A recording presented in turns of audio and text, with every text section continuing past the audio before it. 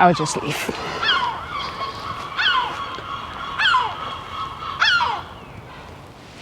Hi friends, this is Anna from Death Travels. I travel the world and make videos about death, funeral and mourning customs and interesting resting places. Welcome to my channel. Today I'm here, Cementerio de Agramonte in Porto, Portugal. I don't know if I pronounced it right.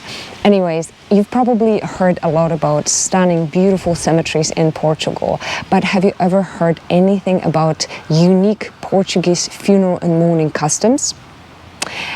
I wouldn't be surprised if you didn't, because it is actually quite tricky to find any information in English. And some of those traditions are quite surprising, and some of them are a bit creepy. So let's dive together to uncover one of the most interesting burial practices in Portugal. Let's go. Let's start with mausoleums. A mausoleum is typically a freestanding building that can serve as a monument and a burial place. And you can spot a lot of them in Portugal, especially down south. The fun fact is that this style of burial probably came here from Argentina at the beginning of the 20th century. The idea was to display coffins publicly, showcasing the family's wealth and status. Instead of being buried underground, coffins are placed on specially constructed shelves inside the mausoleum for everyone to see. And most coffins are beautifully carved and decorated. Some of them are also covered with elaborate cloths. And what you can see and find inside all those mausoleums is all sorts of items, from crosses to figurines of saints, but also photos and personal items such as toys. I even seen chairs and produce. Because mausoleums are meant to be seen, for most of them there's only a thin layer of glass that separates you and the inside. And today this type of burial is actually still very popular in Portugal. You can see lots of new mausoleums and cemeteries here. But what can sometimes be really creepy is when you come across a crumbling and old mausoleum with broken glass and destroyed coffins inside. That gives you a little bit of that weird feeling, but maybe it's just me. I also wanted to show you an example of a modern new mausoleum that I just found. It actually looks like a little house, and you could be fooled by looking at it. Look at this, check this out. There's little doors, the plastic doors, there's a little curtain inside, lanterns on the side, just a regular handle. You know, when you look from the outside, it pretty much looks like it's an entrance to a house. I kind of like this style. It feels really cozy.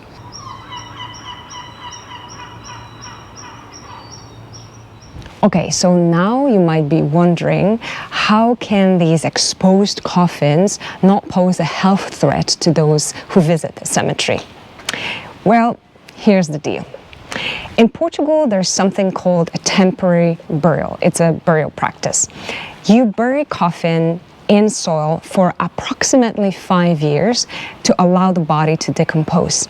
After 5 years, the body is exhumed and the bones cleaned and washed and placed in a smaller box, like a smaller coffin, that goes to a mausoleum or a columbarium. So that's one way. A second way of doing that is a double layered coffin. So those coffins that you see in the mausoleums, beautifully carved, they have another coffin placed inside, and usually it's a sealed lead coffin.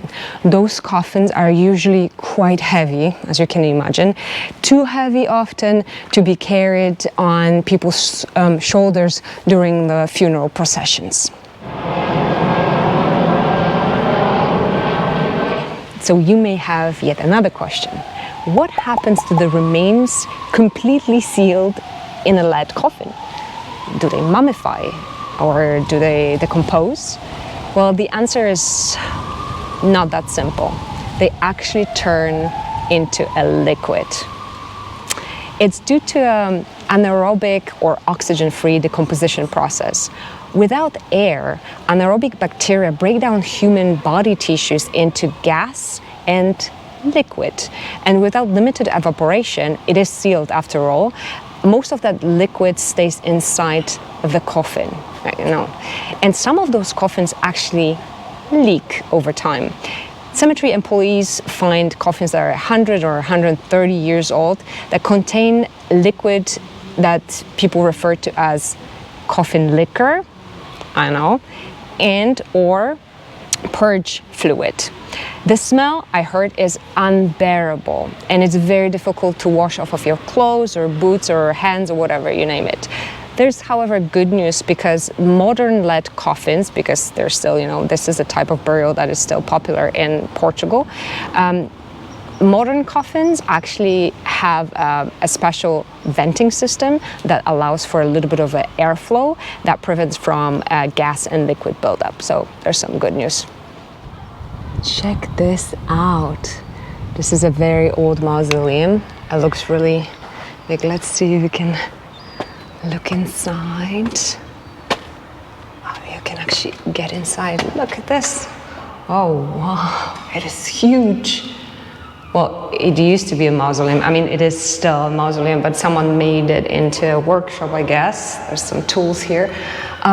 What I forgot to add previously is that the main difference between south and north of Portugal is that in the north, the coffins are usually hidden behind some type of stone. I don't think it's a limestone. I think it's something else. I'm going to put it in the description. But that's the main difference between south and north. Lisbon, in the south, coffins are exposed. You can see them. In the north, Porto, most of the coffins are actually covered like this. Check this out. Wow. This one was a big one. Check this out. Seagulls were attacking me today all day, trying to poop on me, because I think they're just protecting their young'uns. It is quite scary, I have to say. Okay, I'll just leave.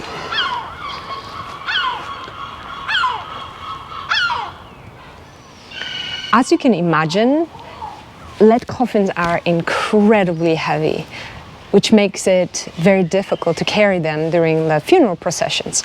So instead, in Portugal, what happens is that the coffin is being placed on a special cart that is being pulled by the cemetery workers. But the people who participate in the procession, especially those prominent ones that were important for the deceased person, are offered to hold, carry a special silk ribbon that is attached to the coffin and walk alongside it.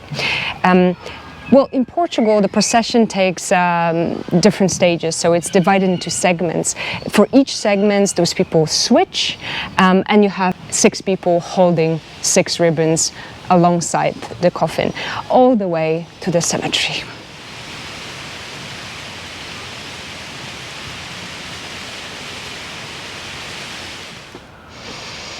Finally, I've been looking for at least half an hour for something special to show you, and I couldn't find it for some weird reason. Normally I see it everywhere.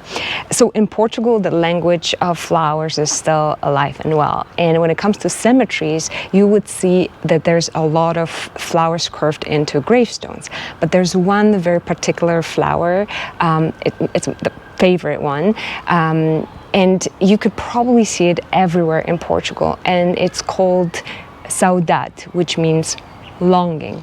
And here it is. I hope you can see it here on this column here. It looks a little bit like a mountain flower, and it's longing, I was told, for what once was, and a longing for things that never were. So I guess for something that happened and you're missing it, and for something that you wished had happened but never did. I think it's a beautiful tradition, and if you ever see a monument or a gravestone with flower like this, you can be sure that it is a grave of a Portuguese person.